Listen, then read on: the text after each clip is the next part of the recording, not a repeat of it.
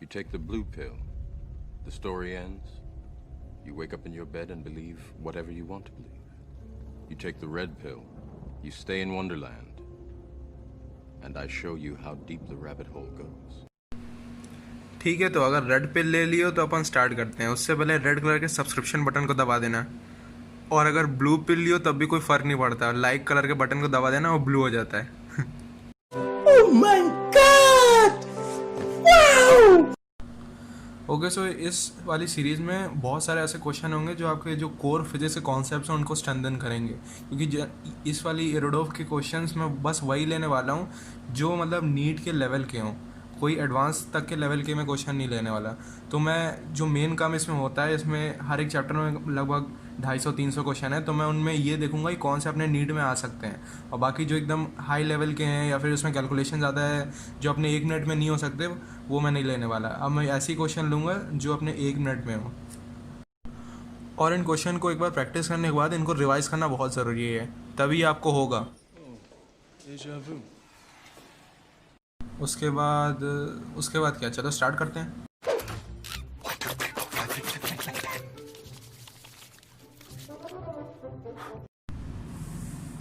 ठीक है, तो अपना पहला क्वेश्चन है, a motor boat is going down stream overcame a raft at a point A. जो राफ्ट होती है वो एक ऐसी टाइप की चीज़ होती है, ठीक है। और डाउन स्ट्रीम का मतलब मैं बता देता हूँ। डाउन स्ट्रीम मतलब कि जैसे अगर ये कोई एक रिवर है, तो रिवर के फ्लो अगर इस डायरेक्शन में है, तो अगर हम इसी डायरेक्शन में जा रहे हैं तो वो हो गया अपना डाउन स्ट्रीम। और अगर कोई रिवर है उसका फ्लो इस डायरेक्शन में है और जा रहे हैं अपन इस डायरेक्शन में, तो अपस्ट्रीम हो गया, ठीक है। डाउन स्ट्रीम अपस्ट्रीम का मतलब ये नहीं है ऊपर जाना नीचे जाना। डाउन स्ट्रीम अपस्ट्रीम का मतलब है रिवर के साथ चलना या रिवर के अगेंस्ट चलना, ठीक है। अब आगे देखते हैं। A motorboat is going downstream, overcame a raft at a point A. 60 minutes later, it turned back and after some time passed the raft at a distance 6 kilometre from the point A. ठीक है। अब जैसे ये एक river अपन मानते हैं, ठीक है। तो यहाँ पे एक पॉइंट अपन ने ले लिया A, यहाँ पे एक राफ्ट रखी हुई है, ये राफ्ट है अपनी।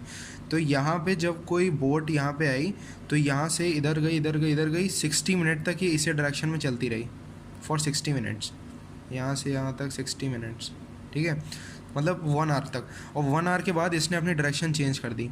अब ये बात है कि इसकी जो हमने वेलोसिटी ली है, सॉरी इसकी नहीं, ये राफ्ट है, ये जो अपनी बोट है, बोट की वेलोसिटी हमने v ली है, और जो रिवर की वेलोसिटी है वो वी आर है, वेलोसिटी ऑफ रिवर, और ये v ऑफ बोट है, ठीक है।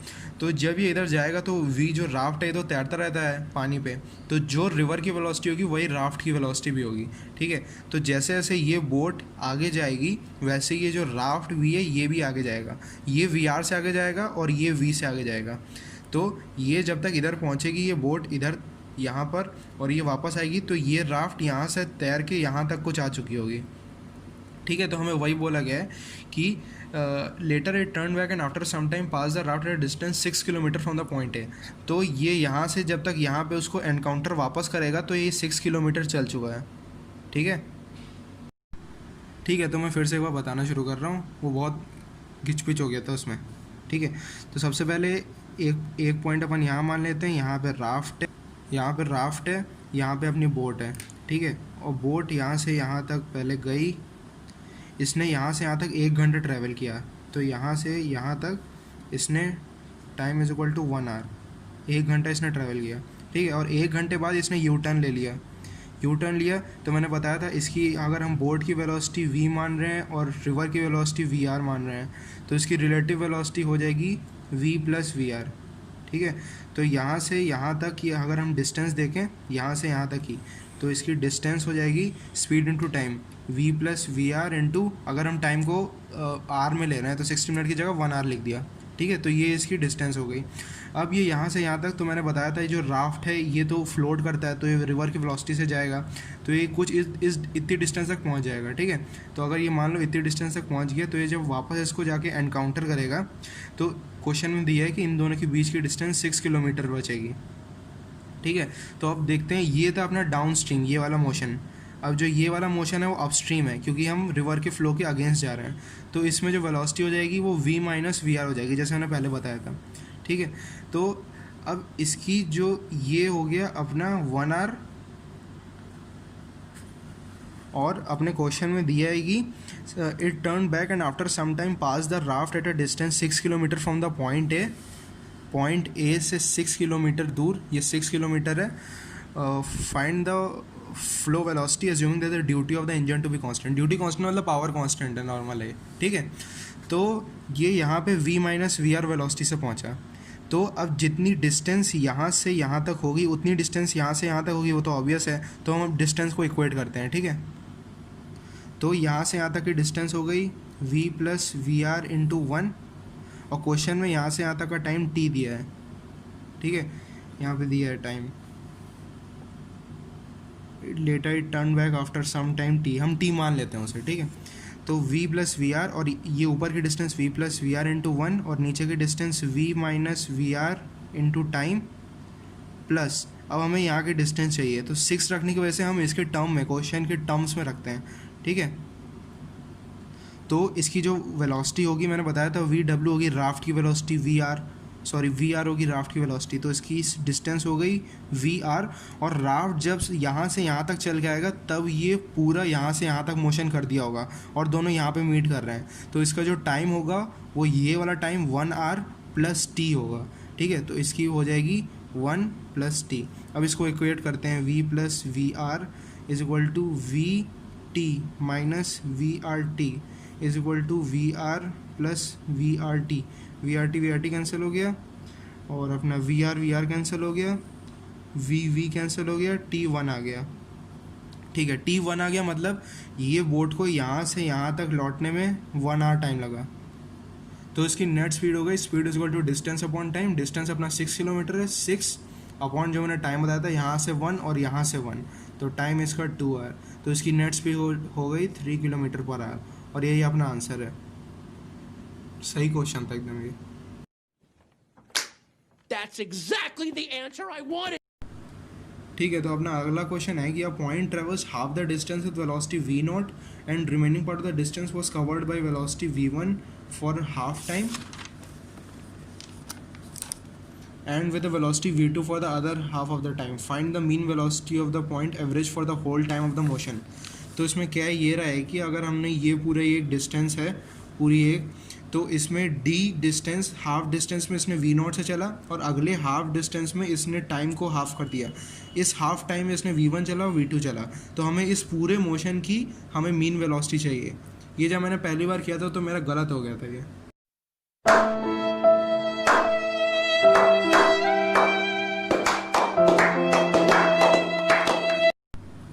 तो अपना सेकंड क्वेश्चन पढ़ लिया, अब इसका सोल्यूशन देखते हैं.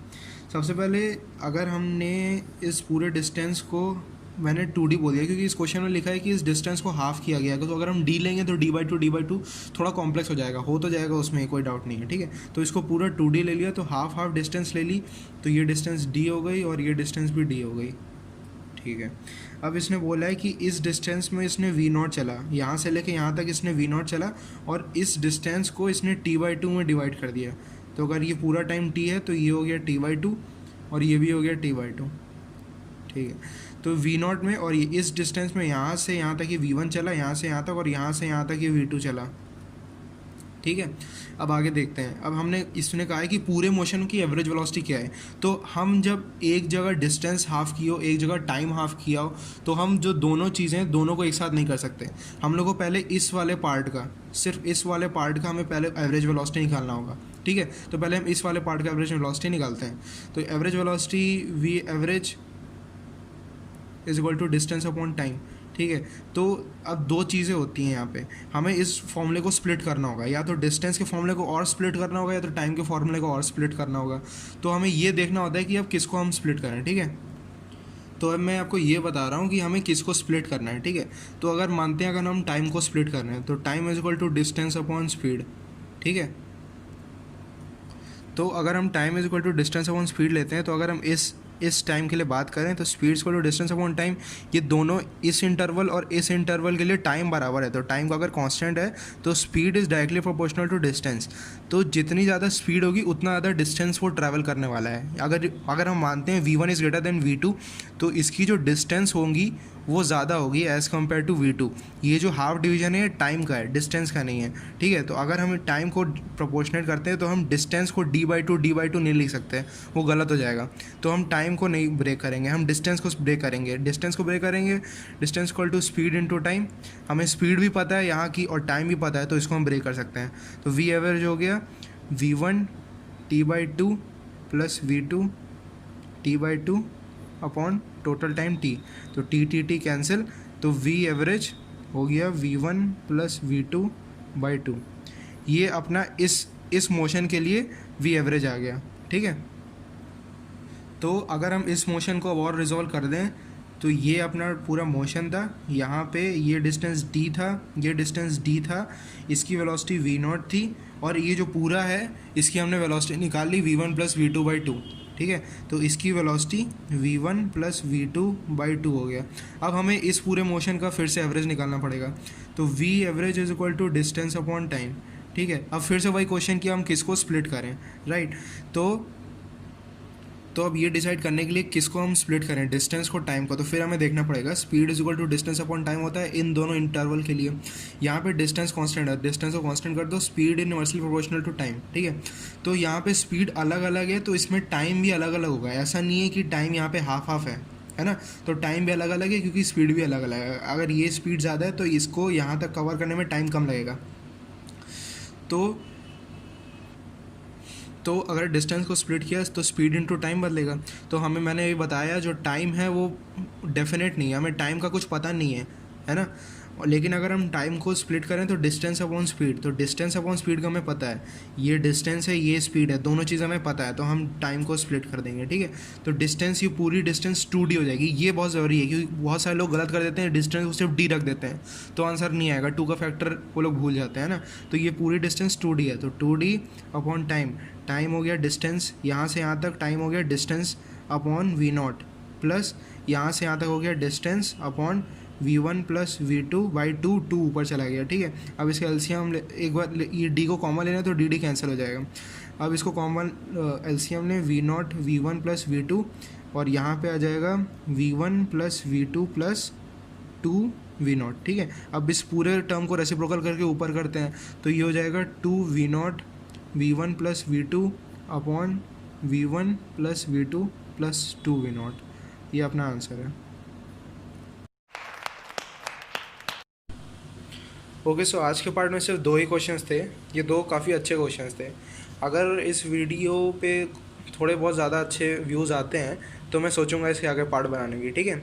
And if you understood this questions please like share and subscribe this video. Thanks.